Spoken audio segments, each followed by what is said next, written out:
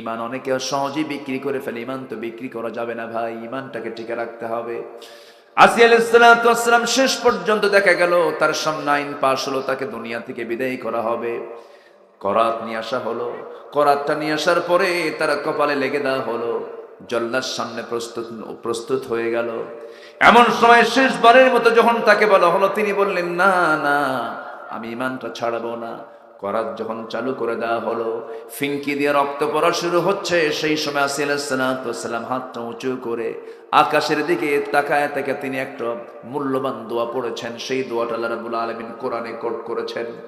কোরআন আল্লাহ রাব্বুল আলামিন বলছেন, সেই দোয়াটা করছেন কি দোয়া?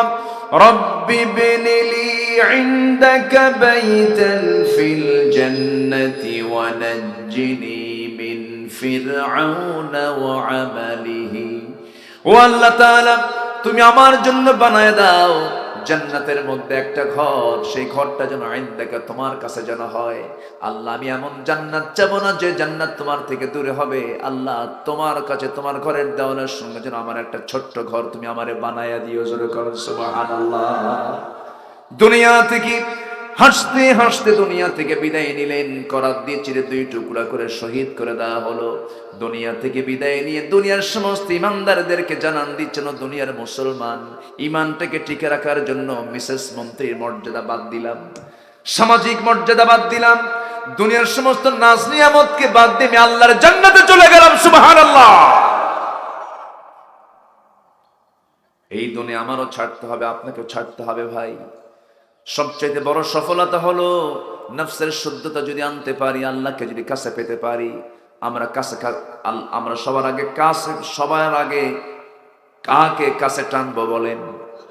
আজ তো বলবেন না কাছে, কাকে কাকে? আল্লাহকে কাছে টানবো, আল্লাহকে কাছে রাখবো। আল্লাহ আমার প্রকৃত বন্ধু। এই মুহূর্তে আমার মরণ হয়ে যাক, আপনার মরণ হয়ে যাক, কেউ একটা বারের জন্য আমাকে আর ডাকবে না। এই যে মাওলানা সাহেব বলেন, এই যে আপনারা বিচারপতি বলেন, এই যে আপনারা চেয়ারম্যান বলেন, মৃত্যু হওয়ার সঙ্গে সঙ্গে লাশ যখন আমার সামনে, যখন আপনার সামনে যখন হাজির হয়ে যাবে, সেই সময় চেয়ারম্যান বলবে না, বলবে লাশ। কি বলবে? নাম হয়ে যাবে লাশ। বাপ সন্তানটা পর্যন্ত বাপ বলে ডাকবে না, টেনে হেঁচড়ে কবরের দিকে নিয়ে চলে যাবে। দামি দামি কাপড় চুপড়গুলো, সেলাইওয়ালা কাপড় চুপড়গুলো সব কেচি দিয়ে কেটে কেটে আমাকে শূন্য হাতে শূন্য গায়ে ঘর থেকে বের করে দেবে। বাজার থেকে কম দামি সেলাইবিহীন কাপড় পরায় দেবে রে, চকলেটের মতো মাথায় বাঁধন, পায়ে বাঁধন দিয়ে দেবে। সকালে মরবো দুপুরবেলা, দুপুরে মরবো সন্ধ্যাবেলা, সন্ধ্যায় মরবো রাত 12টায়, রাত 12টায় মরবো সকাল 10টায়। তো এতটুকু আমার সময়টা থাকবে, আমাকে টেনে হেঁচড়ে সব নিয়ে চলে যাবে রে, ওই কবর রেখে দেবে। 24 ঘন্টা যাবে না, মাথার চুলগুলো খসে খসে পড়বে। 3 দিন যাবে না, চামড়াগুলো গলে গলে যাবে, পোকার পেটের খাবার হয়ে যাবে। আমার দেহ চলে যাবে পোকার নিয়ন্ত্রণে।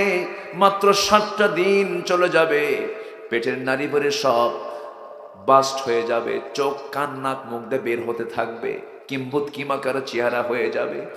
মাত্র 3টা মাস ওই কবরের মাটি টান যখন দেওয়া হবে, দেখা যাবে ওই কবরে কয়েকটা হাড় ছাড়া কোনো চামড়া, গোশত, রক্ত, মাংস কিচ্ছু নাই, সব মাটি খেয়ে শেষ করে ফেলে দিয়েছে। এই তো আমার আপনার জীবন। আল্লাহর কাছে আমরা চলে যাব, সবচেয়ে বড় সম্পদ ঈমান নিয়ে আমরা যাব। জোরে বলি ইনশাআল্লাহ। নাম্বার 2 হলো আল্লাহ রাব্বুল আলামিন বলছেন, আমার কাছে কারা সত্যবাদী, ঈমান তো আনসু, ভালো কথা। নাম্বার 2 হলো ওয়াজাহাদু বিআমওয়ালিহিম ওয়া আনফুসিহিম ফি সাবিলিল্লাহ।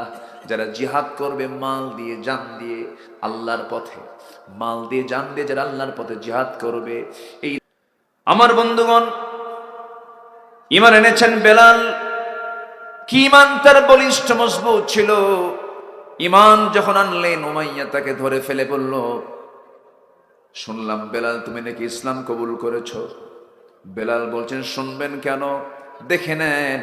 আশহাদু আল্লা ইলাহা ইল্লাল্লাহু ওয়াহদাহু লা শারীকা লাহু ওয়া আশহাদু আন্না মুহাম্মাদান আবদুহু ওয়া রাসূলুহু।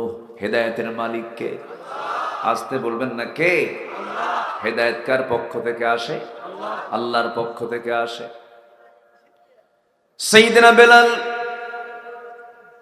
এই কথা বলার সঙ্গে সঙ্গে তেলে বেগুনে খেপে গেল মুনিব উমাইয়া। হিংস্র হায়নার মতো তার উপরে ঝাঁপিয়ে পড়ল, মারতে মারতে রক্তাক্ত করে সে নিজেই ক্লান্ত হয়ে পড়ল।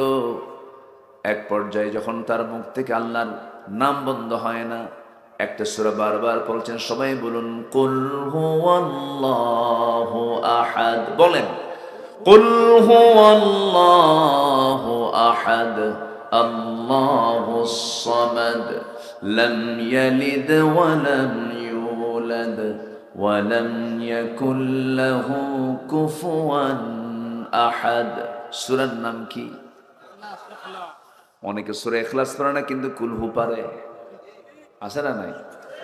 এই কুলহু নামক অথবা ইখলাস নামক সূরা যদি কোনো বান্দা একটা বার পড়ে, 10 পারা কোরআন পড়ার সওয়াব আল্লাহ রাব্বুল আলামিন তার আমলনামায় দিয়ে দেন। যদি দুবার পড়ে 20 পারা, 3 বার পড়লে গোটা কোরআন পড়ার সওয়াব সমান সওয়াব আল্লাহ পাক তার আমলনামায় দিয়ে দেন। এত দামি সূরা এটা। বেলাল এই সূরাটা বারবার পড়তেছেন। মুনিব উমাইয়া সহ্য করতে না পেরে বুকের উপরে বসে মুখের মধ্যে বাম হাত ঢুকায়া দিয়া টান মেরে জিহ্বাটা বের করে জিহ্বার ভিতরে বাবলা গাছের কাঁটা ঢুকায়া দিল। ফিঙ্কি দিয়ে রক্ত পড়া শুরু হয়ে গেল। বেলাল কথা বলতে পারে না। উমাইয়া বলছে, বেলাল রে, মুখ বন্ধ করলাম, জিকির করবি কেমনে আল্লাহর? বেলাল নখ উঁচু করে বলে, উমাইয়া রে, আমার জিহ্বা অচল করলে কি হবে? আমার দিলের মধ্যে আমি আমার আল্লাহর নাম অঙ্কন করে রেখে দিয়েছি। নবীর ইন্তেকালের পরে বেলাল কোনোদিন মদিনায় তিনি আজান দেন নাই। কি ভালোবাসছেন রাসূলকে! কোনোদিন তিনি আজান দেন নাই, তিনি কেউ তাকে দেওয়াতে পারে নাই। নবীর ইন্তেকালের পরে একদিন সাইয়েদনা আবু বকর বলছেন, ভাই বেলাল, তোমার আজান না শুনলে কেমন যেন অপূর্ণতা থেকে যায়, আজানটা দাও তো বেলাল। বেলাল বলছেন, ভাই আবু বকর, সারা জীবন আমি আজান দিয়েছি, রাসূলকে দেখে দেখে আজান দিয়েছি। আমি যখন আজান দিতাম, রাসূল সব কাজ ফেলে আমার সামনে বসে পড়তেন। আমি রাসূলকে আজান দিচ্ছেন, যখন আমি আজান দিতাম, রাসূলকে দেখে দেখে আজান দিয়েছি। আমি বলতাম আশহাদু আন্না মুহাম্মাদার রাসূলুল্লাহ। ওরে আবু বকর, আমি যদি এখন আজান দিতে যাই, রাসূলকে যদি নামাজের আজানের মধ্যে যদি রাসূলকে না দেখি, বুক ফেটে মারাও যেতে পারি, আমি আজান দেব না। রাসূল শূন্য দুনিয়ায় আমাকে আর তোমরা আজান দেওয়াতে পারবে না। সেই বেলালের রক্ত জমিনে ঝরার মধ্য দিয়ে দিন কায়েম হয়েছে। এত সহজে ইসলাম আসে নাই। ইমান শুধু আনলি, ইমান এনেছে এতটুকুন বললি আপনাকে ছেড়ে দেওয়া হবে না। আল্লাহ রাব্বুল আলামিন এক জায়গায় প্রশ্ন করছেন বান্দাকে, আফা আহাসিবান নাস আইয়ুতরাকু আইয়াকুলু আমান্না ওয়া হুম লা ইফতানুন। বান্দা, তুমি কি মনে করো ইমান এনেছি এতটুকুন শব্দ বললাম আর তোমাকে ছেড়ে দেব? না না, অবশ্যই তোমাকে পরীক্ষা করা হবে। কার কথা? আসতে বলবেন না, কার কথা? আল্লাহর কথা। কি তামান্না ইমানদারদের মধ্যে ছিল, কি জজবা ছিল তাদের ভিতরে! ইমানের জজবা কত মজবুত হলে পরে এমন সিদ্ধান্ত নিতে পারেন। একজন অন্ধ সাহাবীর কথা এই মুহূর্তে আমার মনে পড়লো। চোখ নাই, অন্ধ একজন সাহাবী। বদরের দিন রাসূলকে সামনে বলছেন, হুজুর, ইমান তাজা হয়, ইমানটা প্রমাণ হয়ে যায় জিহাদের ময়দানে। হুজুর, আপনার সবাই যুদ্ধে যাচ্ছেন, আমি কি যাব না? রাসূল বলছেন, না, তোমার চোখ নাই, তুমি যেতে পারবা না। উহুদ অনুমতি চেয়েছেন, পান নাই। খন্দক অনুমতি চেয়েছেন, পান নাই। কোন অন্ধ মানুষ যুদ্ধ করবে কেমনে? আমার রাসূল তাকে কোনোদিন পারমিশন দেন নাই। প্রথম খলিফাও তাকে পারমিশন দেন নাই। কিন্তু দ্বিতীয় খলিফা ওমর ফারুকের শাসন আমল যখন চলছিল, কাদেসিয়ার যুদ্ধ শুরু হয়ে গেল। আব্দুল্লাহ ইবনে উম্মে মাকতুম, অন্ধ সাহাবী, দ্বিতীয় খলিফার সামনে এসে কেঁদে কেঁদে, ডুকরে ডুকরে কেঁদে কেঁদে বলে, সবাই যুদ্ধ করে শহীদ হয়ে জান্নাতে যায়, আমার কি শখ হয় না? আমার কি শখ হয় না? আমার দুটো চোখ নাই, কিন্তু আমি তো হিসাব ছাড়া জান্নাতে যেতে চাই। শহীদ হয়ে দুনিয়া থেকে বিদায় নিলে তার কোনো প্রশ্ন হবে না, কোন হিসাব আল্লাহ রাব্বুল আলামিন নেবেন না, তাকে সোজা জান্নাত দিয়ে দিবেন। আপনি আমাকে পারমিশন দিবেন, আজকে আমাকে খলিফাতুল মুসলিমিন ওমর আমাকে পারমিশন দেন। জোর গলায় বলছিলেন। ওমরে ফারুক বলছেন, ভাই অন্ধ সাহাবী আব্দুল ইবনে মাকতুম, যুদ্ধে যাবেন তো প্রশ্ন আমার সেটা হলো চোখ তো নাই, যুদ্ধ করবেন কেমনে? অন্ধ সাহাবী বলছেন, ভাই ওমর, আমি জানি আপনি আমাকে কেমন প্রশ্ন করবেন, উত্তর রেডি রেখেছি। কি উত্তর বলুন? যুদ্ধ তো সবাই করে না, কেউ তাবু পাহারা দেয়, কেউ তাবু পাহারা দেয়, কেউ কালিমার ঝান্ডা ধরে থাকে। আমি না হয় যুদ্ধ করার জন্য তরবারি হাতে নিলাম না, কিন্তু আমি কি কালিমার ঝান্ডা হাতে নিতে পারবো না?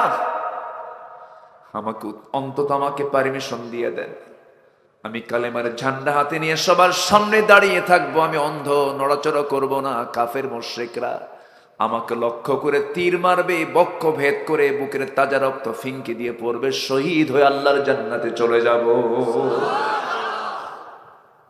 ঈমান, এটার নাম কি? ঈমান।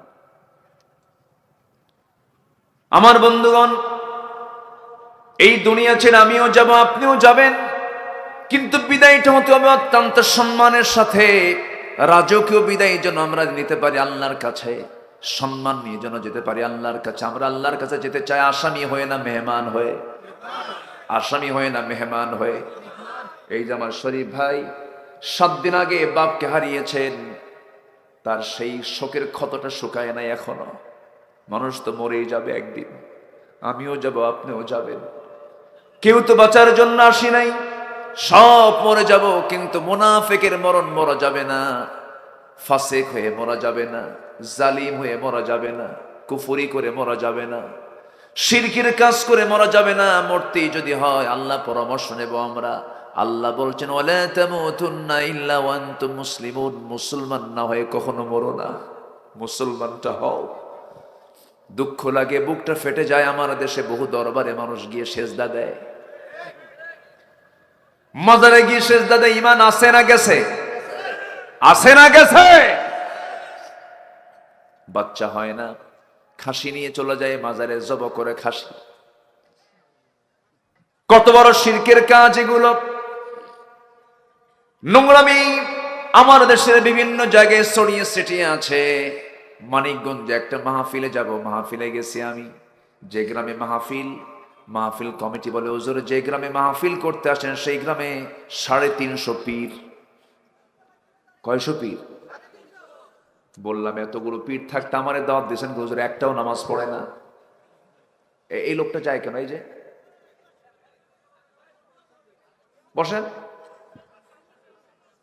কোন সাফসুপ চলবে না, বসেন। উঠাবেন দেরি করে, আবার সাফসুপ মারছেন, এটা কেমন কথা?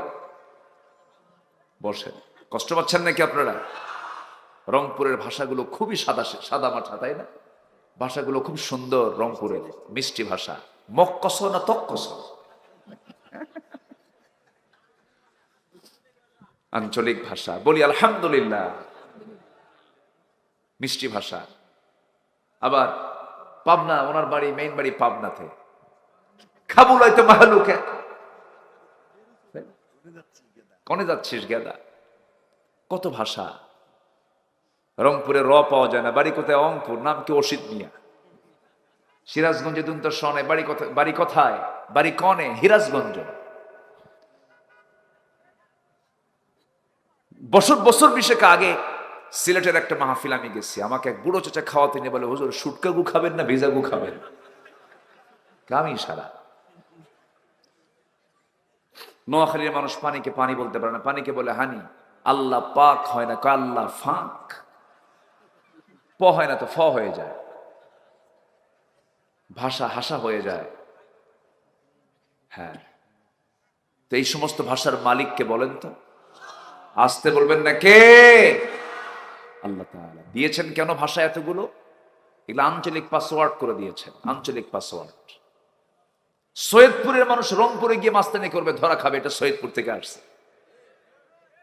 লালমনির মানুষ এসে গাইবান্ধায় মাতব্বরি করবে, বলবে গাইবান্ধা, এ তো লালমনি থেকে আসছে।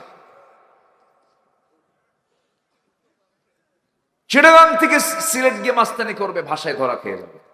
3 মিনিট কথা বললেই ধরা খাবে, যেটা কোন অঞ্চল থেকে সে আসছে। ভাষা চেঞ্জ, চেহারা চেঞ্জ, চোখ চেঞ্জ, বডি স্ট্রাকচার চেঞ্জ, সবগুলোকে চেঞ্জ করে স্বতন্ত্র করেছেন তিনি কে? আসতে বলবেন না, তিনি কে? আল্লাহ তাআলা। সম্মানিত ভাইয়েরা, উপজেলার নাম কি? তারাগঞ্জ। খুবই সুন্দর নাম, তারা, স্টার। তারা কই আছে? তারা কি কাছে না দূরে? কে তো কোন তারা তুলা দেখি না তো এখানে। হ্যাঁ, তারা কি এই যে সেই জায়গায় দূরে? অনেক দূর তো তারা। আকাশের যে তারা আমরা দেখি জোনাকির মতো মিটি মিটি করে জ্বলে, কিন্তু আসলে কি জোনাকির মতো ছোট? তারাগঞ্জ তো তারাগঞ্জই, ওই যে তারাগঞ্জ। এখানে কোনো তারা তুরা নাই। আসল তারাগঞ্জ কোথায়? উপরে। সূর্য পৃথিবী থেকে 13 লক্ষ গুণ বড়।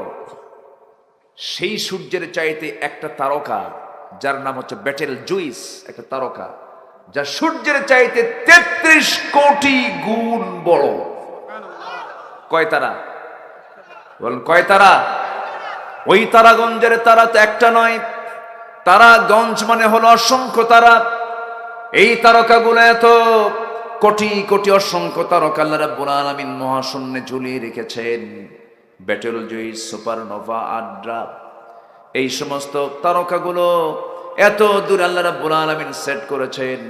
যদি কোনো বান্দা তারকার দেশে যেতে চায়, চাঁদের দেশে মানুষ গেছে না? চাঁদের দেশে মানুষ গেছে যে কয়জন, তারা সব কালিমা পড়ে মুসলমান হয়ে গেছে। মানুষ চলে গেছে মঙ্গল গ্রহে, সেই মানুষ যদি বলে তারকা দেখলাম, কি বলে, চাঁদ দেখলাম, মঙ্গল গ্রহ দেখলাম, তারকা দেখতে যাব, তারকা দেখতে যদি কেউ রওনা দিয়ে দেয়, এই পৃথিবীর কোনো যানবাহন চলবে না, এই দুনিয়ার কোনো ফ্লাইট চলবে না, বিমান চলবে না, কপ্টার চলবে না। হয়তো সে চেষ্টা করতে পারে নভোযান দিয়ে যেতে। নভোযানের মধ্যে লেটেস্ট নভোযান হলো অ্যাপোলো 11। অ্যাপোলো 11-এর গতি হলো প্রতি ঘন্টায় 39,000 কিলোমিটার। 39,000 কিলোমিটার বেগে যদি কেউ রওনা দিয়ে দেয়, ঘন্টার গতি 39,000 কিলোমিটার, পৃথিবী থেকে সে অ্যাপোলো 11-এ চড়ে যদি রওনা দেয়, সেই তারকার দেশে যেতে চায়, পৃথিবীর স্বপ্নে সবচেয়ে নিকটবর্তী তারকা হলো প্রক্সিমা সেন্ট্রাই। প্রক্সিমা সেন্ট্রাই নামক সেই তারকার দেশে যেতে তার সময় লেগে যাবে 1,15,000 বছর মাত্র।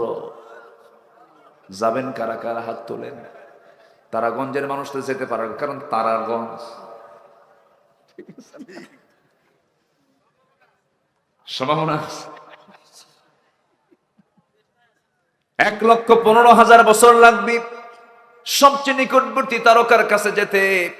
বাঁচবো কয়দিন, যাব কোন দিন? আল্লাহ বলছেন, বান্দা তোর চেষ্টায় তুই পারবি না, তবে আমি যদি বলি বান্দা আমি তোকে আরশ আজিমের ছায়ায় জায়গা দেব, সুবহানাল্লাহ বলবেন না? আমি আরশ আজিমের জায়গায় তোকে স্থান করে দিব, আরশ আজিমের ছায়ায় তোকে জায়গা দিয়ে দেব। বান্দা 7 শ্রেণীর মধ্যে তুই নিজের নামটা লিখে ফেলে দে। ইবাদতকারী যুবক হয়ে যা, ন্যায় বিচারক হয়ে যা, দিলটা মসজিদের সঙ্গে লটকায় দে, গোপনে গোপনে দান কর, চরিত্রবান যুবক হও, আমি তোমাকে আরশ আজিমের ছায়ায় তোমাকে আমি জায়গা দিয়ে দেব। জোরে বলুন সুবহানাল্লাহ। আরশ আজিমটা কোথায়? সেটা কি তারাগঞ্জে?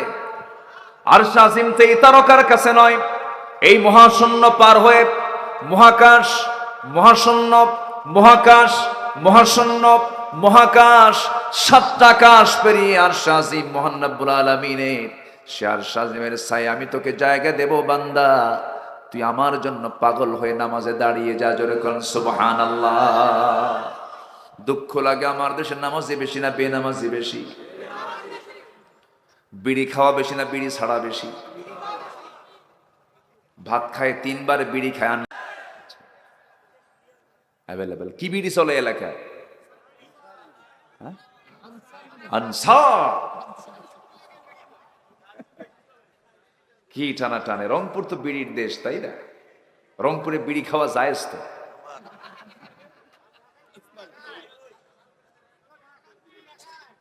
চার এলাকায় 4 ফতুয়া।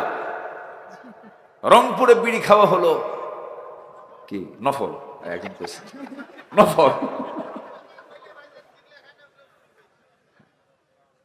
মাহফিলে প্রশ্ন করে, হুজুর বিড়ি খাওয়া কি জায়েজ আছে? মানে উনি জায়েজের চেষ্টায় আছেন।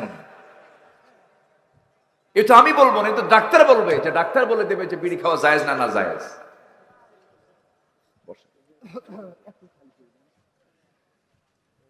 বসে, আমি কি কথা বলবো? এই ওঠে কি দেখেন তো, ওই যে উঠতেছে একদম। আসসালামু আলাইকুম। বসে। আসসালামু আলাইকুম, ভালো আছেন? জি আলহামদুলিল্লাহ। চেয়ারম্যান সাহেব, আচ্ছা তাই, ওই যে কি নাম আরেকজন আছে ভাইস চেয়ারম্যান, কি যেন নাম ওনার, বাইজিৎ ভাই। উপজেলা চেয়ারম্যান। ও আচ্ছা, আপনার ভাইস, আমার ভাইস চেয়ারম্যান। আপনার ভাইস চেয়ারম্যান, জি তাই তো, আমি ওনাকে চিনি, আপনার সাথে এর আগে দেখা হয়েছে, জি আলহামদুলিল্লাহ। জি সম্মানিত ভাইয়েরা, কষ্ট পাচ্ছেন না তো আপনারা? আর কিছু সময় বলি, আর কিছু সময় বলি আমরা। তাহলে আমরা নামাজি হব না বেনামাজি হব? আর শাজিমের ছায়ায় কি জায়গা নেব না আমরা? কোন বিমানে উঠবেন? দুনিয়ার কোন বিমান দিয়া হবে না। কত দূর দেখেন না, 1,15,000 বছর লাগবে শুধু যেতে, এই প্রক্সিমা সেন্ট্রারি যেতে। আর শাজিমের ছায়ায় জায়গা দেওয়া হবে। বান্দা, তুই আমার পছন্দের বান্দার তালিকায় চলে আয়, আমি তোকে স্পেশাল ফ্লাইটে করে আমার আর শাজিমের জায়গায় তোকে জায়গা করে দেবো, যা। কিন্তু কিছু কিছু ব্যক্তির জন্য আল্লাহ তাআলা আর শাজিম তো দূরেই থাকে, আসমানের দরজাই খুলবেন না। নাউজুবিল্লাহ বলেন। বাড়িতে গিয়ে মিলায় নিবেন সূরাতুল আরাফ আয়াত নাম্বার 40।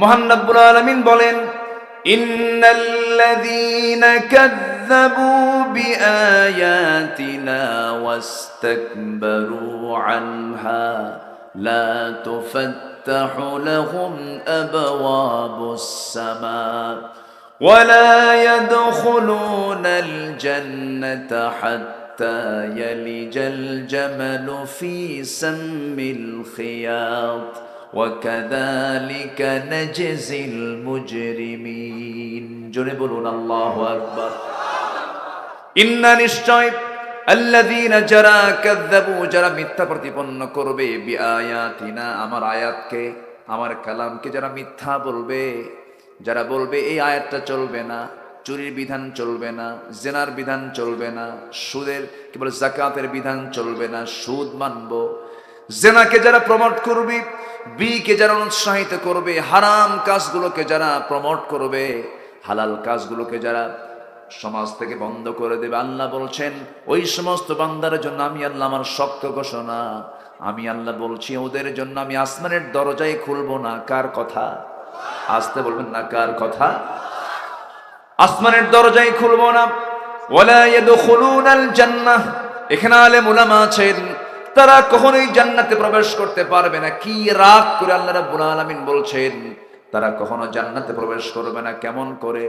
একটা সূচের, একটা সুঁয়ের ছিদ্র পথে যেমন উট প্রবেশ করা অসম্ভব, ওদের জন্য জান্নাতে যাওয়া তেমনি অসম্ভব। নাউজুবিল্লাহ। আল্লাহ কত রাগ করে এই কথাটা বলেছেন। আমাদের সবচেয়ে বড় অর্জন হবে জান্নাত লাভ করা। জান্নাত লাভের জন্য আমাকে আপনাকে মুজাহাদা করতে হবে, চেষ্টা করতে হবে। আমাকে আপনাকে চূড়ান্ত প্ল্যান করে আমাকে প্ল্যান মাফিক জীবন যাপন করতে হবে। খাওয়া দাওয়া ফুর্তি করো, দুনিয়াটা মস্ত বড়। ইমানদারদের কথা না জাহান্নামীদের কথা? খাওয়া দাওয়া ফুর্তি করো, দুনিয়াটা মস্ত বড়। না না, এই দুনিয়াটি ইমানদারদের জন্য হলো পরীক্ষার হল।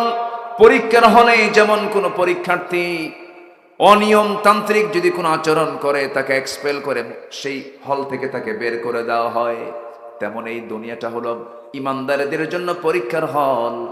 সামনে সুদ আসবে, সুদ খাওয়া যাবে না। জেনার পরিবেশ আসবে, জেনা করা যাবে না। হারাম কাজ আসবে, হারাম কাজ করা যাবে না। পরনারীর সামনে দাঁড়াবে, তার দিকে তাকানো যাবে না। সুদের কারবার করা যাবে না।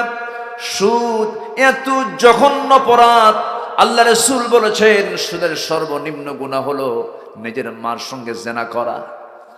আজকে সেই সুদ মনে হয় তারাগঞ্জে নাই। আসতে বলবেন না, আছে না নাই? কথা বলবো বলবো, কথা বলবো। এখন দয়া করে কেউ উঠবেন না, উঠলি ভাববো সেটা সুদ খায়। বসেন।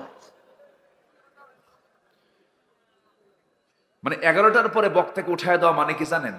পাগলির সাথে ঘর সংসার করা। খুব সমস্যা তো, মানে যাওয়ার একটা তাড়া থাকে, আমারও টার্গেট থাকে, না উঠায়া কেমনে রাখা যায়, খুব চেষ্টা, খুব কষ্ট হয়। একটু বসেন আর কিছুক্ষণ। সুদ আজকে দেখে দেখে আমাদের কাছে জায়েজ মনে হয়ে গেছে, অথচ আল্লাহ তাআলা কত মারাত্মক, কত জায়গায় বলে দিয়েছেন সুদ হারাম। সেই সুদখোর আবার মসজিদ কমিটির সভাপতি। আছে না? আছে না নাই? লজ্জায় আমরা তো মুখ দেখাবো কেমনে? সেক্রেটারি ঘুষখোর, ক্যাশিয়ার মদখোর। আছে না নাই? সারা সপ্তাহ নামাজ পড়ে না, শুক্রবারে পথ ঠিক রাখার জন্য সামনের কাতারে গিয়ে বসে। আছে না নাই? সভাপতি সুদ খায়, খতিব সাহেব খুতবা দিবেন কেমনে চরম বেকায়দা, সেক্রেটারি ঘুষ খায়, ঘুষের বিরুদ্ধে ওয়াজ করবেন কেমনে সমস্যা, ক্যাশিয়ার মদ্যপান করে মদের বিরুদ্ধে ওয়াজ করবেন কেমনে সমস্যা। হঠাৎ করে একদিন খুতবার মধ্যে একটা আয়াত বলে ফেলছেন খতিব, লা তাকুলুর রিবা দাআফাম মুদাআফা, চক্রাকারে সুদ খেও না, সুদের কারবার করো না। আল্লাহ সুদকে হারাম করেছেন, ব্যবসাকে হালাল করে দিয়েছেন। এই ওয়াজ করতে করতে খতিব সাহেব কাম পায় নাই, নজরটা দিছে সেই সময় সভাপতির চেহারার দিকে। খুতবা শেষ, নামাজ শেষ, চোখ রাঙ্গানো চোখ নিয়া, লাল টকটকে চোখ নিয়ে সভাপতি হুজুরের দিকে তেড়ে আসতেছে, বলতেছে হুজুর আপনি সুদের বিরুদ্ধে ওয়াজ করবেন ভালো কথা, আল্লাহ কোরআন ওয়াজ করছে, আপনি ওয়াজ করবেন ভালো কথা, কিন্তু আপনি সেই সময় ওয়াজ যখন করলেন সেই সময় আপনি আমার দিকে চেয়ে থেকে ওয়াজ করলেন কেন? কথা বলছেন। আমরা যদি সৎ কাজের আদেশ দিতাম, অসৎ কাজের বাধা যদি দিতাম, অন্তত মসজিদ কমিটির মেম্বার কখনো সুদখোর ঘুষখোর হতে পারত না। ঠিক কিনা? উচিত ছিল কান ধরে কমিটি থেকে বের করে দেওয়া। ইন্নামা ইয়ামুরু মাসাজিদাল্লাহি মান আমানা বিল্লাহ। কোরআনকে বলুন, কোরআন তুমি বলে দাও মসজিদ কমিটি কারা হবে? কোরআনের বক্তব্য আছে না নাই? সুদখোর হবে, ঘুষখোর হবে, বেনামাজি হবে, চরিত্রহীন হবে, লম্পট হবে। আজকে আমরা কোথায় আছি? একটু কান লাগান। চলেই তো যাব আমরা। জান্নাতটা পেতে হলে একটু পরিশ্রম করে জান্নাত নিতে হবে। পরিশ্রম ছাড়া কিছু হয়? জঙ্গল বানাতে কিছুই লাগে না, এমনি জঙ্গল হয়। আপনি একটি সুন্দর বাগান বানাবেন, পরিশ্রমের দরকার আছে না নাই? জাহান্নাম যেতে পরিশ্রম লাগবে না, জান্নাত যেতে কি লাগবে? একটু পরিশ্রম লাগবে, মেহনত লাগবে। জান্নাত এমনি এমনি পাওয়া যাবে না, জান্নাতের জন্য চেষ্টা করতে হবে।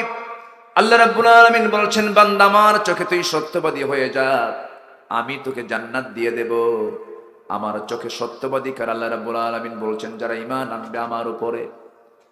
আমরা আল্লাহকে বিশ্বাস করে নিয়েছি, দেখে না না দেখে। বলেন দেখে না না দেখে? তবে আল্লাহকে দেখা যাবে জান্নাতে, জোরে বলে ইনশাআল্লাহ। জান্নাতের ভিতরে আমরা তৃপ্তি ভরে আল্লাহকে দেখতে পাবো। দুনিয়াতে আল্লাহকে দেখা সম্ভব নয়। আল্লাহকে কোনো বান্দা দুনিয়াতে দেখতে পারবে না, তবে একজন পয়গম্বর দেখার চেষ্টা করেছিলেন। সেই পয়গম্বরটার নাম কি বলেন? এত তাড়াতাড়ি বললেন? বাড়ি কি আশেপাশে নাকি? এই নবীর নাম কে না জানে? ইহুদিরাও দাবি করে এই নবী আমাদের নবী। এই যে ইসরায়েলের ইহুদির বাচ্চারাও বলে মুসা বলে তাদের নবী, কিন্তু মুসা আলাইহিস সালাম তিনি ছিলেন মুসলমান, তিনি ছিলেন কি বলেন? মুসলমান। আবার খ্রিস্টানরা দাবি করে ঈসা হল আল্লাহর বেটা, যেরকম নাউজুবিল্লাহ। আর ইহুদিরা বলে ওজাইর হল আল্লাহর বেটা, যেরকম নাউজুবিল্লাহ। ঈমান আছে না নাই? ইমান আছে? নাই। এই মুসা আলাইহিস সালাম একদিন আমার নবীজি দেখতে পেলেন এক ইহুদি এবং সাহাবীর মধ্যে চরম কথার দ্বন্দ্ব লাগতেছে, তর্ক বিতর্ক হচ্ছে। রাসূল শুনতে পেলেন, সাহাবী বলছে তোমাদের নবীর চাইতে আমাদের নবী বড়, ইহুদি বলে আমাদের নবী মুসা বড়। বাদ এই তর্ক লাগতে লাগতে নবীর কানে যখন চলে গেছে কথাটা, আমার নবীর সঙ্গে সঙ্গে সাহাবীকে ডাক দিয়ে বলছেন, ও সাহাবী, আমার ভাই মুসাকে খাটো চোখে দেখো কেন? তিনিও নবী, আমিও নবী। হাসরের ময়দানে সবাই বেহুশ হয়ে হুঁশ ফিরে পাবে। কিয়ামতের দিন সবাই বেহুশ হয়ে পড়বে। সবার আগে আল্লাহ তাআলা আমার হুঁশটা ফিরাইয়া দিবেন, আমি নবীজি হুঁশটা ফিরে পাবো। আমি হুঁশ পাওয়ার সঙ্গে সঙ্গে আমি চেয়ে থেকে দেখবো আমার ভাই মুসা আর শাজিমটা ধরে আছে। যেরকম সুবহানাল্লাহ। এক নবী আরেক নবীকে হাইলাইট করে, অথচ আমার দেশ শুধু নয় গোটা দুনিয়া জুড়ে কি যে কামড়া কামড়ি, এক আলেম আরেক আলেমকে সহ্য করতে পারে না। এগুলোর পেছনেও কিছু ইহুদি খ্রিস্টানদের মদদ আছে না নাই? শিয়া সুন্নি দ্বন্দ্ব, এরপরে কি বলে মোনাজাত নিয়ে দ্বন্দ্ব। 3 রাকাত, 1 রাকাত বেতের, 8 রাকাত, 20 রাকাত তারাবি, ফরজ নামাজের পরে মোনাজাত, আমিন আসতে বলা, জোরে বলা। এই সামান্য ঠুনকো বিষয়কে কেন্দ্র করে ভ্রাতৃত্বের মতো এমন অটুট বন্ধনকে ছিন্ন করে যারা, তারাই সমাজের মধ্যে সবচেয়ে বড় ফিতনাবাজ। গোটা পৃথিবীর নিউ ওয়ার্ল্ড অর্ডার, গোটা পৃথিবীর বর্তমান চাহিদা মুসলমানদের জন্য হলো দুটো জিনিস, একটা হলো কোরআনকে শক্ত করে আঁকড়ে ধরা, আর ভ্রাতৃত্বের বন্ধনে একটা প্ল্যাটফর্মে সব মুসলমান একত্রিত হওয়া। প্রতি 4 জনে একজন মুসলমান, 180 কোটি মুসলমানের দুনিয়া, বিশ্বের শীর্ষ ধনীর তালিকায় মুসলমানদের দেশ। এত কিছু থাকার পরেও আজকে গোটা পৃথিবীতে সবচেয়ে বেশি রক্ত ঝরছে কাদের? রক্ত, মুসলমানের রক্ত নিয়ে আজকে হোলি খেলা হচ্ছে। কিন্তু মুসলমান শুধু বিচ্ছিন্নতার কারণে আজকে তাদের সিচুয়েশনটা এমন হয়েছে। আমরা কি এক হব না ইনশাআল্লাহ? হজ হচ্ছে ঐক্যের প্রতীক, নামাজ হচ্ছে ঐক্যের প্রতীক। এক ইমামের পেছনে যেমন তোমরা সব ইক্তেদা করো, নেতৃত্বকে মেনে নিয়ে হক নেতৃত্বকে গ্রহণ করে বাতিলদের মোকাবেলায় ঝাঁপিয়ে পড়া মুসলমান, সব ঠিক হয়ে যেত, সব ঠিক হয়ে যেত। কিন্তু মুসলমানদের এই বিচ্ছিন্নতার পেছনেও ইহুদি খ্রিস্টানদের মদদ আছে না নাই? আসতে বলবেন না, আছে না নাই? আচ্ছা সম্মানিত ভাইয়েরা, মন তো চাচ্ছে আরো কথা বলি, আর কিছু সময় এই আয়াতের পয়েন্টগুলো শেষ করি, আমি দোয়ার দিকে আস্তে আস্তে চলে যাব। মা বোন অনেক আসছে মনে হয় মাহফিলে, না? মা বোনরাও আসছে। জান্নাত শুধু পুরুষের জন্য না নারীদের জন্য? নারীদের জন্য। নারীদের জান্নাতে যাওয়া কঠিন না সহজ? সহজ। কিন্তু দুঃখজনক হলো সত্য, জাহান্নামে যাবে পুরুষ বেশি না মহিলা বেশি? মহিলা বেশি। কারণ মেয়েদের মধ্যে সবচেয়ে বড় অভাব হলো তাদের সৌন্দর্যকে তারা ডিসপ্লে করে। তাদের সৌন্দর্য কি ডিসপ্লে করবে স্বামী ছাড়া অন্য কারো কাছে ডিসপ্লে করা জায়েজ? যাবে যাবে যাবে। আজকে গোটা দুনিয়া হচ্ছে উলঙ্গর দুনিয়া। যে যত কাপড় খোলে তাকে বলে সাহসী অভিনেত্রী, জোরে করে নাউজুবিল্লাহ। নোংরামি, এই নোংরামি থেকে আল্লাহ তাআলা মাদেরকে হেফাজত করুন, জোরে বলি আমিন। মুক্ত থাকে ঝিনুকের পেটে, ঝিনুক থাকে সমুদ্রের তলে। যত দামি জিনিস সব পর্দার ভিতরে। পৃথিবীর যত দামি জিনিস আছে এর মধ্যে সবচেয়ে দামি জিনিস হলো মা। আল্লাহু আকবার বলেন। মাকে ঢেকে চলতে হবে, শালীনপূর্ণ পোশাক পরতে হবে, পর্দায় থাকতে হবে। ইসলাম মানুষের কল্যাণ চায়। আমি একটা তথ্য দিতে চাচ্ছি, একটু জেনে রাখবেন। ইসলাম মানুষের কত কল্যাণ চায়। আজকে সমাজে রোগের পরিমাণ কমছে না বাড়ছে? হসপিটাল কমছে না বাড়ছে? ক্লিনিক কমছে না বাড়ছে? এটা কিন্তু বাড়ার কথা ছিল না, তো কমার কথা ছিল। কিন্তু রোগ কেন বাড়তেছে? এটার কারণ হলো পাপ বাড়বে, রোগও বাড়বে। আর পাপের মধ্যে সবচেয়ে নিকৃষ্ট পাপ হলো জেনার পাপ। জেনার পরিমাণ আজকে কমছে না বাড়ছে? আজকে বিয়ের সম্পর্ক যৌবনের সাথে না ক্যারিয়ারের সাথে? ভালো করে চিন্তা করে বলবেন, বিয়ের সম্পর্ক ক্যারিয়ারের সাথে না যৌবনের সাথে? যৌবনের সাথে। ক্যারিয়ারকে প্রাধান্য দিতে গিয়ে আজকে যুবকরা যৌবন হারাচ্ছে, জেনার কাজে ঝুঁকে পড়ছে। বিয়ে করতে তার সময় লেগে যায় 50 বছর। 50 বছরে বিয়ে করে, 60 বছরে বাপ হয়। বাচ্চাটা নিয়ে যখন রাস্তায় হাঁটে তখন লোকরা বলে, এই ছেলেটা তোমার দাদা না নানা। এগুলো কোনো ক্যারিয়ার নয়। ক্যারিয়ার হলো সুসময়ে তোমাকে সুসিদ্ধান্ত নিতে হবে, তোমাকে বিয়ে করতে হবে, জিনা থেকে বাঁচতে হবে। অনেক মেয়ে যৌবন হারাচ্ছে, অনেক পুরুষ যৌবন হারাচ্ছে।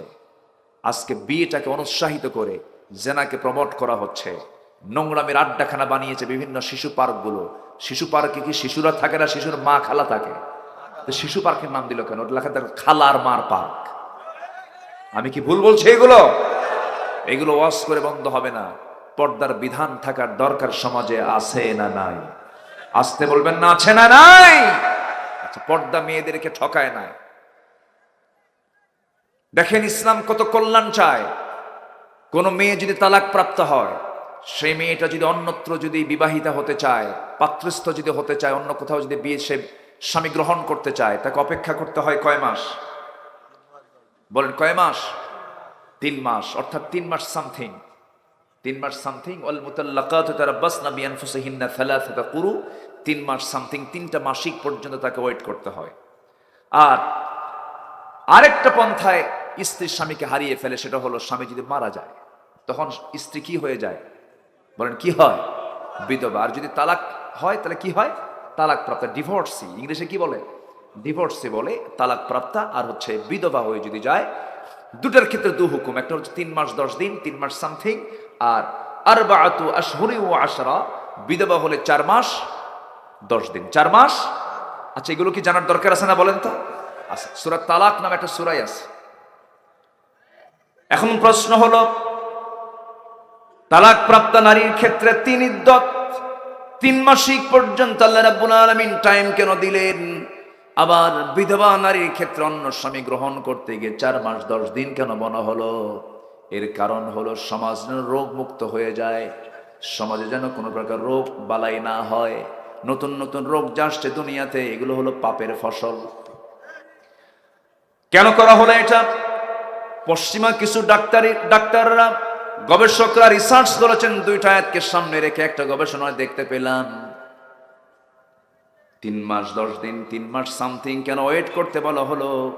স্বামী এবং স্ত্রী যখন ইন্টারকোর্স করে, দুজন যখন মিলিত হয়ে যায়, নারী হলো রিসিভ করার জাতি, পুরুষ হলো দেওয়ার জাতি, দেবার জাতি। পুরুষ থেকে নারী যখন গ্রহণ করে নেয়, যে প্রোটিন, যে ব্যাকটেরিয়াগুলো তার দেহে চলে যায়, সেই দেহে মাথা থেকে পা পর্যন্ত এটার প্রভাব বিস্তার করতে থাকে। এটা 1 মাস 2 মাস 3 মাস পর্যন্ত থেকে যায়। 1 মাসে 30% তার শরীর থেকে বের হয়ে যায়, 2 মাসে তার শরীর থেকে 60% চলে যায়, 3 মাসে তার শরীর থেকে মোটামুটি 99% চলে যায়। সামথিং কয়েকটা দিন দেরি করলে পরে ফুল তার শরীর থেকে ব্যাকটেরিয়া, প্রোটিনগুলো চলে যায়। যদি কোনো নারী যদি 1 মাস থাকা অবস্থায় যদি অন্য কোনো স্বামী যদি গ্রহণ করতে চায়, ওই ব্যাকটেরিয়া আগের থেকে যাওয়া ব্যাকটেরিয়া শরীরে যে বহন করে চলছে, নতুন স্বামীর ব্যাকটেরিয়া যদি তার শরীরে ঢোকে, 2 ব্যাকটেরিয়া শরীরে থেকে নতুন নতুন রোগ সৃষ্টি হয়ে যাবে, নতুন রোগে আক্রান্ত হয়ে যাবে, মৃত্যুর দিকে সে ঝুঁকে পড়বে, মৃত্যুর দিকে সে তার নিজের জীবনকে নিয়ে চলে যাবে। আর বিধবার ক্ষেত্রে 4 মাস 10 দিন কেন বলা হলো? সেই ব্যাকটেরিয়া, প্রোটিন তার শরীর থেকে যেতে বিধবা নারীর একটু দেরি লাগে। কেন?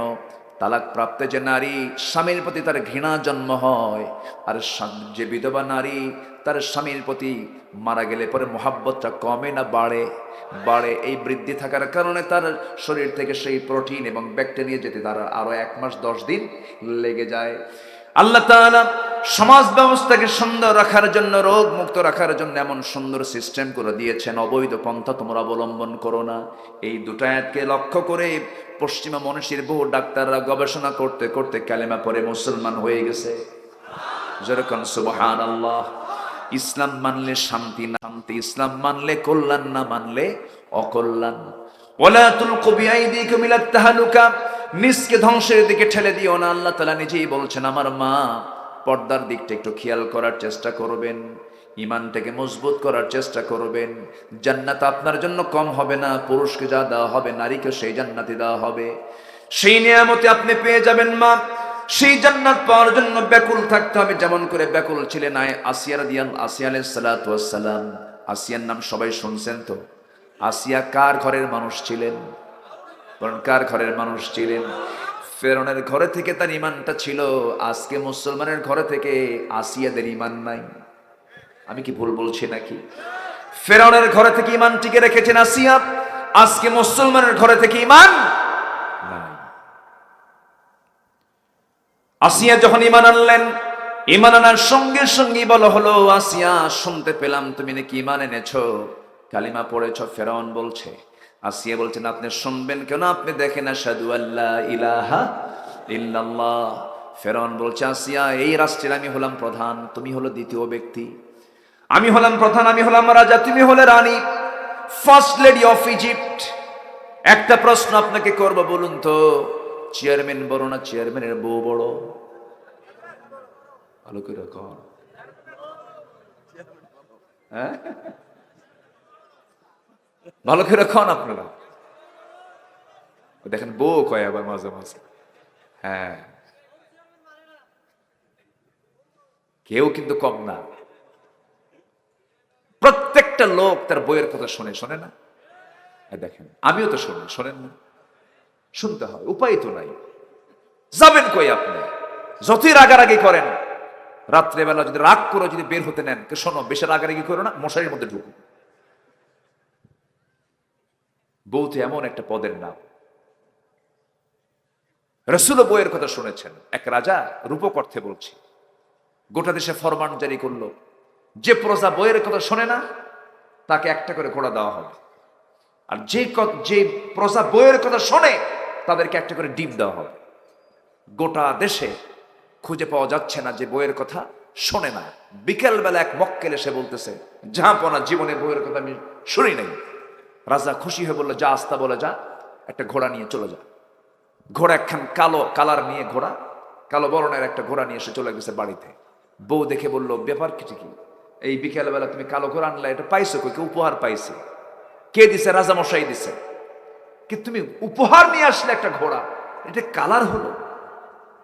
কালো কোনো কালার হয় নাকি? এটা চেঞ্জ করে লাল ঘোড়া আনো। আচ্ছা ঠিক আছে। কথা কি বুঝতেছেন? ফিরে আসছে একটু ব্যাক, রাজার কাছে এসে বলতেছে, রাজা মশাই ঘোড়া হয়নি কেন?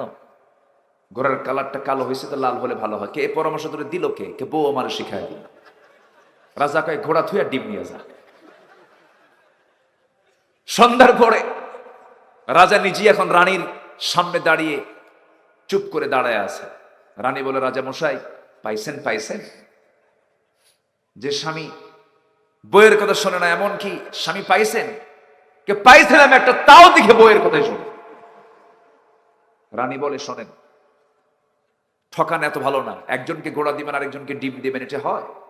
তো যারা বইয়ের কথা শোনে অন্তত তাদেরকে ডিম না দিয়ে 5 কেজি করে চাল দেন, কিছু উপকার হবে। আচ্ছা ঠিক আছে। পরের দিন সকালবেলা মন্ত্রী বৈঠকে রাজামশাই বলতেছে যে, যারা বইয়ের কথা শোনে তাদেরকে ডিম দেওয়ার বাজেট না করে তাদেরকে 5 কেজি করে চাউল দেওয়ার বাজেট তোমরা পাস করো। খাদ্যমন্ত্রী বলতেছে, জাহাপনা, রাজামশাই এই পরামর্শ আপনাকে দিল কে? বউ আমারে শিখায় দিল। কথা কি বুঝতেছে? তাহলে রাজাও শোনে, প্রজাও শোনে। অতএব স্ত্রী কিন্তু ছোটখাটো কোনো প্রশ্ন নয়। চেয়ারম্যান, মিসেস চেয়ারম্যান, ফেরাউন, মিসেস ফেরাউন, আসিয়া গুরুত্বপূর্ণ পদ। স্বামীকে হারালেন, গুরুত্বপূর্ণ পদ হারালেন, সোশ্যাল স্ট্যাটাস হারালেন, দুনিয়ার সমস্ত পদ পদবি হারালেন, সব কিছু হারালেন ঈমানটাকে ধরার জন্য। যেরকম সুবহানাল্লাহ। এত সস্তা জান্নাত নয়, সব ছেড়ে দিলেন, স্বামী পর্যন্ত ছাড়লেন। ফেরাউন বলল, আসিয়া শোনো, আমি শক্ত সিদ্ধান্ত নিতে বাধ্য হব। আসিয়া বলছেন, স্বামী আমার, আপনি যত কঠোর হবেন আমার ঈমান তত পাকা হয়ে যাবে। ফেরাউন চিন্তায় পড়ে গেল, কি করা যায়। হামানকে বলল, হামান, আমার তো মাথা শেষ, আমার ঘরের বউ পর্যন্ত আমার পক্ষে নেই, এখন কি করব? হামান বলছে, ঘরের শত্রু বড় শত্রু, একে দুনিয়া থেকে বিদায় করতে হবে। ফেরাউন বলল, আমার একজন দাসী আছে, সেই দাসী ওনাকে কালেমা পড়েছে, ওকে ওর সামনে আগে মারবো, ওকে ভয় দেখাবো। দাসীকে ধরে আনা হলো আসিয়ার সামনে, চার পায়ে চারটা পেরেক শক্ত করে গেথে দিয়া, চার পা চার হাত পা চারদিকে বেঁধে ফেলে একটা করে অঙ্গ কেটে ফেলে দিচ্ছে, আর বলছে তুই ইসলাম ছাড়বি কিনা বল। মুখ থেকে বের হচ্ছে লা ইলাহা ইল্লাল্লাহ। আসিয়া আলাইহিস সালাতু ওয়াস সালাম দৃশ্যগুলো দেখছেন। ফেরাউন বলছে আসিয়া তোরে কিন্তু এই কায়দায় মারবো রে। আসিয়া বলছেন মৃত্যুর হুমকি দেখায়ও না, নাকের মধ্যে জান্নাতের ঘ্রাণ পেতেছি। আসিয়া আলাইহিস সালাতু ওয়াস সালাম শেষ পর্যন্ত করলেন কি, সেই কঠিন মুহূর্তে অনড় থাকলেন। ইমান তো আনা সহজ, ইমানটাকে টিকে রাখা কঠিন। ইমান অনেকে সহজেই বিক্রি করে ফেলে, ইমান তো বিক্রি করা যাবে না ভাই, ইমানটাকে টিকে রাখতে হবে। আসিয়া আলাইহিস সালাতু ওয়াস সালাম শেষ পর্যন্ত দেখা গেল তার সামনে আইন পাশ হলো, তাকে দুনিয়া থেকে বিদায় করা হবে। করাত নিয়ে আসা হলো, করাতটা নিয়ে আসার পরে তারা কপালে লেগে দেওয়া হলো, জল্লার সামনে প্রস্তুত হয়ে গেল। এমন সময় শেষবারের মতো যখন তাকে বলা হলো, তিনি বললেন না না, আমি ইমানটা ছাড়বো না। করাত যখন চালু করে দেওয়া হলো, ফিনকি দিয়ে রক্ত পড়া শুরু হচ্ছে, সেই সময় আসিয়া আলাইহিস সালাতু ওয়াস সালাম হাতটা উঁচু করে আকাশের দিকে তাকায় থেকে তিনি একটা মূল্যবান দোয়া পড়েছেন। সেই দোয়াটা আল্লাহ রাব্বুল আলামিন কোরআনে কোট করেছেন। কোরআন আল্লাহ রাব্বুল আলামিন বলছেন, সেই দোয়াটা করছেন কি দোয়া? রব্বি বিনিলি ইনদাকা বাইতান ফিল জান্নাতি ওয়া নাজ্জিনি মিন ফিরআউনা ওয়া আমালিহি। ও আল্লাহ তাআলা, তুমি আমার জন্য বানায় দাও জান্নাতের মধ্যে একটা ঘর, সেই ঘরটা যেন ইনদাকা তোমার কাছে যেন হয়। আল্লাহ আমি এমন জান্নাত চাবো না যে জান্নাত তোমার থেকে দূরে হবে। আল্লাহ তোমার কাছে, তোমার ঘরের দেওয়ালের সঙ্গে যেন আমার একটা ছোট্ট ঘর তুমি আমারে বানায়া দিও। জোরে করো সুবহানাল্লাহ। দুনিয়া থেকে হাসতে হাসতে দুনিয়া থেকে বিদায় নিলেন। করাত দিয়ে চিরে দুই টুকরা করে শহীদ করে দেওয়া হলো। দুনিয়া থেকে বিদায় নিয়ে দুনিয়ার সমস্ত ইমানদারদেরকে জানান দিচ্ছেন, দুনিয়ার মুসলমান, ইমানটাকে টিকে রাখার জন্য মিসেস মন্ত্রীর মর্যাদা বাদ দিলাম, সামাজিক মর্যাদা বাদ দিলাম, দুনিয়ার সমস্ত নাজ নিয়ামতকে বাদ দিয়ে আমি আল্লাহর জান্নাতে চলে গেলাম। সুবহানাল্লাহ। এই দুনিয়া আমারও ছাড়তে হবে, আপনাকেও ছাড়তে হবে ভাই। সবচাইতে বড় সফলতা হলো নফসের শুদ্ধতা যদি আনতে পারি, আল্লাহকে যদি কাছে পেতে পারি। আমরা সবার আগে কাকে কাছে টানবো বলেন? আজ তো বলবেন না কাছে, কাকে? আল্লাহকে কাছে টানবো, আল্লাহকে কাছে রাখবো। আল্লাহ আমার প্রকৃত বন্ধু। এই মুহূর্তে আমার মরণ হয়ে যাক, আপনার মরণ হয়ে যাক, কেউ একটা বারের জন্য আমাকে আর ডাকবে না। এই যে মাওলানা সাহেব বলেন, এই যে আপনারা বিচারপতি বলেন, এই যে আপনারা চেয়ারম্যান বলেন, মৃত্যু হওয়ার সঙ্গে সঙ্গে লাশ যখন আমার সামনে, যখন আপনার সামনে যখন হাজির হয়ে যাবে, সেই সময় চেয়ারম্যান বলবে না, বলবে লাশ। কি বলবে? নাম হয়ে যাবে লাশ।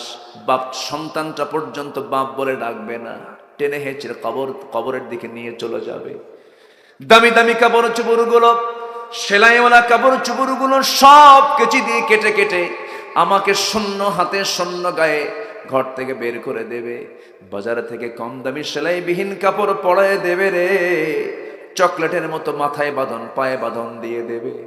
সকালে মরবো দুপুরবেলা, দুপুরে মরবো সন্ধ্যাবেলা, সন্ধ্যায় মরবো রাত 12টায়, রাত 12টায় মরবো সকাল 10টায়। তো এতটুকু আমার সময়টা থাকবে।